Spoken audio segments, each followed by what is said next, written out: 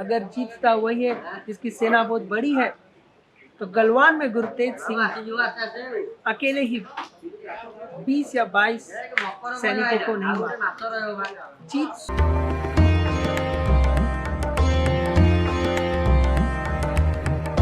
So direct bike parking से हम लोग आ गए हैं धौली सांची स्तूपा। थोड़ा सा अपग्रेडेड था तो मेरी सांस थोड़ी चढ़ गई थी, मैं थोड़ा रेस्ट ले रहा था, उसके बाद स्टार्ट किया।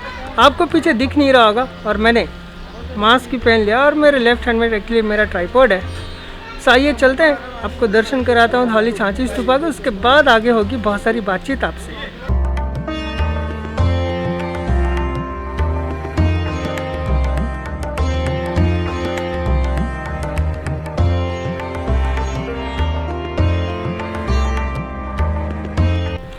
सो मैं पहुंच चुका हूं सांची स्तूपा के बिल्कुल पास में।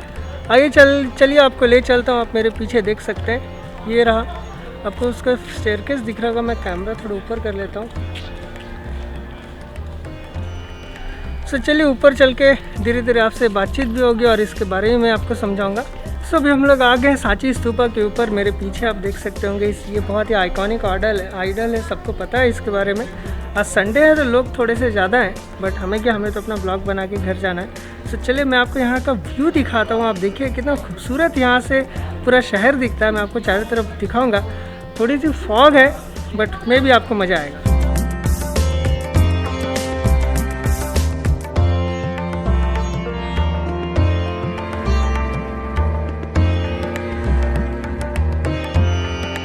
सो होप्स आपने व्यू एंजॉय किया होगा। चलिए मैं आपको बता देता हूँ यार कुछ हिस्ट्री के बारे में। आँख में थोड़ी सी धूप पड़ रही है तो आप उसका इफेक्ट देख पा रहे होंगे। एक्चुअली ये एक बुद्धिस्ट सांची स्तूपा है जहाँ पे अशोका ने कलिंगा वार लड़ा था और यहाँ पे उन्हीं का हृदय परिवर्तन हुआ था।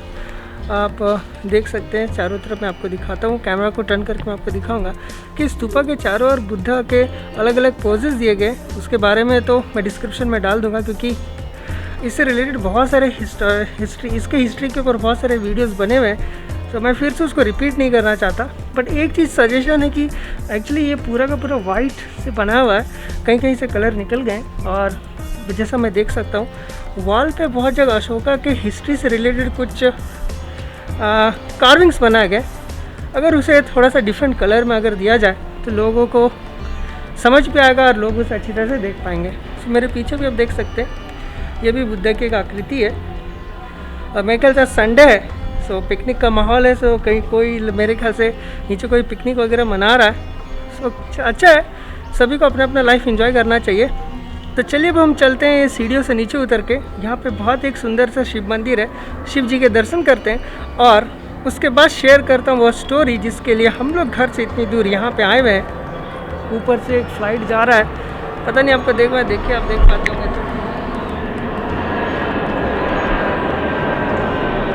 होप सो, पता नहीं आपको दिखा नहीं दिखा। चलिए शिव मंदिर को चलते हैं, उसके बाद आपसे बातें होगी।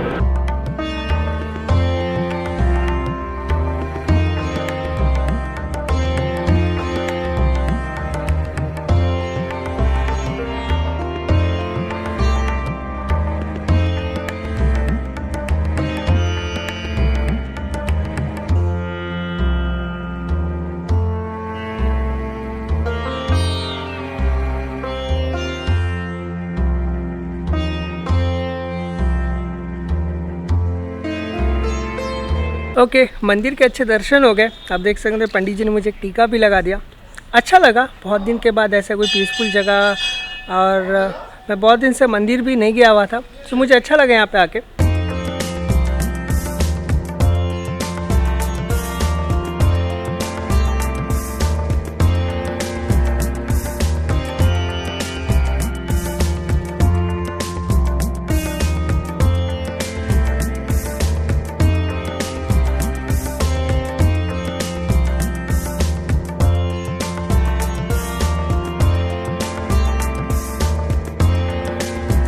तो चलिए चलते हैं और इस ब्लॉग को आगे बढ़ाते हैं, क्योंकि इस ब्लॉग में आगे बहुत सारी चीज़ें हैं जो आज आपसे शेयर करनी है, आज आपको बताना और आज आपको दिखाना है।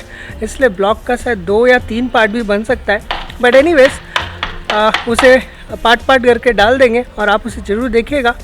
और अगर अभी तक आपने मेरे चैनल को सब्सक्राइब नहीं किया है तो काइंडली सब्सक्राइब कर दीजिए। सो मैं आ गया हूँ अभी अपने स्टोरी टेलिंग मोड में, ब्लॉगिंग से हटके। सो आइए सुनते हैं उस महान कहानी के बारे में इस ब्लॉग के थ्रू, जिसे बताने के लिए मैं आज यहाँ पे धौलगिरी में आया हूँ। चमकौर की रात वो बहुत ही भयानक थी और सुबह तो उससे भी डरा, क्योंकि किसे पता था कि जो सबका पालन करता है उसे ही अपने परिवार से बिछड़ना पड़ेगा और उनके परिवार वालों को इतना दुख झेलना पड़ेगा। पर इस दर्दनाक कहानी के पीछे गुरु गोविंद सिंह जी का उस बलिदान और दूसरों के लिए सब कुछ निछावर कर देने वाला वो गुण के बारे में भी पता चला। सिरसा नदी के किनारे चमकौर नाम की जगह एक ऐसे इतिहास का गवाह बनने वाली थी जिसे जन्मों जन्मों तक याद रखा जाए।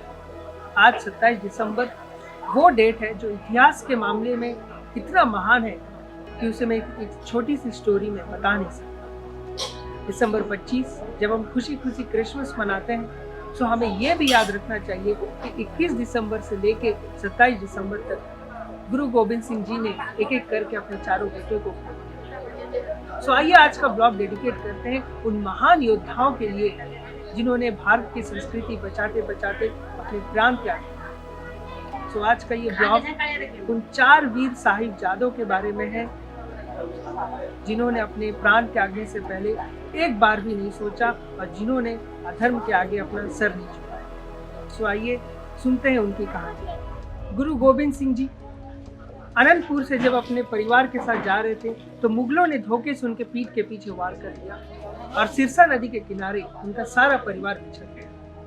बाबा अजीत सिंह, जुझार सिंह जो गुरु गोविंद सिंह जी के साथ रह गए, वहीं उनके छोटे बेटे फतेह सिंह और जोरावर सिंह अपनी दादी के साथ किसी गांव में जाकर छिप गए। आज ये कहना गलत नहीं होगा कि धर्म परिवर्तन के लालच में मुगल शासकों ने हमारे देश पे तर्जुम ढाया है कि वो कभी भी अपने इतिहास को गौरवशाली नहीं बता सकते, क्योंकि कट्टरपंथी सोच रखने वाले बाबर और औरंगजेब जैसे राजाओं ने पूरे मुगल इतिहास में कालिक ठोकी। बोला जाता है 22 दिसंबर सन 1704 कि वो सुबह वजीर खान अपनी 10 लाख सेना लेकर चमकौर की उस गढ़ी को जाकर घेर लिया, जहां पे सिर्फ 42 सिख गुरु गोविंद सिंह जी और उनके 2 बेटे। और इसी सिचुएशन में गुरु गोविंद सिंह जी ने वो युद्ध घोष किया था जो आज भी सबके अंदर जोश भर देता है। चिड़िया नाल में बाज लड़ावा, 1.25 लाख तू एक लड़ावा, तबे गुरु गोविंद सिंह जी नाम का। अब इमेजिन कीजिए 10 लाख और यहाँ सिर्फ 42 सिख, पर फिर भी इतना जोश और इतना करेज भरा हुआ था सबके अंदर, क्योंकि उनके साथ स्वयं खड़े थे श्री गुरु गोविंद सिंह। इतनी बड़ी सेना देखकर उन्होंने ये योजना बनाई कि 5-5 के जत्थे में सिख योद्धा जाकर मुगलों से लड़ाई करेंगे। और ऐसा ही हुआ। सुबह का अंधेरा अभी तक था, सूरज निकला नहीं था और वजीर खान अपने 10 लाख सेनाओं के साथ तैयार खड़ा था गुरु गोविंद सिंह जी को मारने के लिए।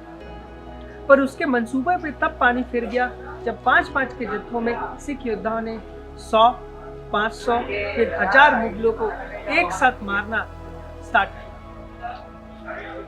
आप इमेजिन कर सकते हैं कि इतना भयंकर सेना सामने खड़ी है और फिर भी इतना करेज, ये कोई असीम शक्ति ही करवा सकती है आपसे, या फिर कोई एक ऐसी प्योर एनर्जी जो आपके आसपास है। हद तो तब हो गई जब सिर्फ 20 सिख सैनिक बच गए और गुरु गोविंद सिंह जी के बेटे बाबा अजीत सिंह ने युद्ध पे जाने का फैसला किया। खालसा पंथ में एक कॉन्सेप्ट है पंच प्यारों का, जिन्होंने गुरु गोविंद सिंह जी ने खालसा पंथ की स्थापना की थी। वहाँ पे पंच प्यारों को कुछ रिस्पॉन्सिबिलिटीज दी गई थी कि वो खालसा पंथ से जुड़े कुछ डिसीजंस ले सकें। तो उनके पंच प्यारों ने बाबा अजीत सिंह को मना किया युद्ध में जाने के लिए, क्योंकि वो गुरु गोविंद सिंह जी के बेटे थे। पर बिना किसी सोच के गुरु गोविंद सिंह जी ने उन्हें आशीर्वाद दिया और युद्ध में खुद के बेटे को भेज दिया। और अजीत सिंह युद्ध में उन लाखों मुगल सेनाओं से ऐसे लड़ रहे थे कि मानो उनके आंख में तनिक भी डर या फिर तनिक भी शंका नहीं। होती भी कैसी, वो खुद गुरु गोविंद सिंह जी के जो बेटे थे। और इसी तरह वो मुगलों से भयंकर युद्ध करते करते शहीद हो गए और उन्हीं की यादों में और उन्हीं के सम्मान में पूरे वर्ल्ड में शहीदी दिवस मनाया जाता है। वजीर खान को लग रहा था कि वो सिखों के इन 42 योद्धाओं को यूं ही खत्म कर देगा, पर उसे क्या पता था कि उसकी इस विशाल सेना को 2 छोटे बच्चे इस तरह से नचा नचा के मारेंगे कि उन्हें जिंदगी भर याद रहेगा। अजीत सिंह के शहीद होने के बाद खुद बाबा जुझार सिंह, जो अजीत सिंह से भी छोटे थे, उन्होंने युद्ध में जाने का फैसला किया और उन्होंने भी बहुत ही करेज के साथ लड़ाई की। आप यहाँ पे सैक्रिफाइस का लिमिट आप देख सकते हैं कि एक पिता अपने आँख के सामने अपने 2 बेटों को मरते हुए देख रहा है और उनके चेहरे पे तनिक भी शिकन नहीं है, क्योंकि वो दोनों धर्म की रक्षा के लिए मर रहे थे, हमारे इस भारत, इस गौरवशाली इतिहास को बचाने के लिए मर रहे थे। क्योंकि आप इमेजिन कर सकते हैं कि अगर ये बैटल ना हुआ होता और मुगलों को इतना ज़्यादा रेजिस्टेंस नहीं मिला होता तो वो क्या करते इस देश के साथ। मुझे ये कहानी शेयर करते हुए इतनी प्राउड फील होती है कि मैं ऐसे देश से जुड़ा हुआ हूँ जिसका इतिहास इतना गौरवशाली है और जहाँ पे इतने चमत्कारी बालक, ऐसे गुरु का आशीर्वाद है इस देश पे और यहाँ के लोगों पे। तो बाबा जुझार सिंह जो थे, जो अजीत सिंह से भी छोटे थे, वो भी शहीद हो गए और लास्ट में सिर्फ 11 सिख सैनिक बचे थे, जिनमें गुरु के 3 पंच प्यारे और खुद गुरु गोविंद सिंह। तब गुरु गोविंद सिंह जी ने फैसला किया कि वो खुद मैदान में जाएंगे और मुगलों की सेना के साथ लड़ाई करेंगे। पर जैसा कि मैंने बोला, खालसा पंथ की शुरुआत ही गुरु गोविंद सिंह जी से है, खालसा पंथ की अंत भी गुरु गोविंद सिंह जी से ही है। तो पंच प्यारों ने उनसे रिक्वेस्ट किया कि आप युद्ध में ना जाएं, आप इस जगह को छोड़कर चले जाएं, जो कि गुरु गोविंद सिंह जी को मंजूर नहीं था, बट क्योंकि पंच प्यारों की बात आप नहीं टाल सकते तो उनको वो बात माननी पड़ी और वे उस जगह से जाते जाते भी उन्होंने मुगलों की उस विशालकाय सेना को ऐसे ललकारा कि वो उनके आंख के सामने से जा रहे हैं, अगर कोई कुछ कर सकता है तो कर दे। मैं आपको बता दूं कि गुरु गोविंद सिंह जी खुद एक अवतारी पुरुष थे, जिसका जिक्र उन्होंने विचित्र नाटक में किया हुआ है, जहाँ पे उन्होंने अपने पिछले जन्म के बारे में बताया।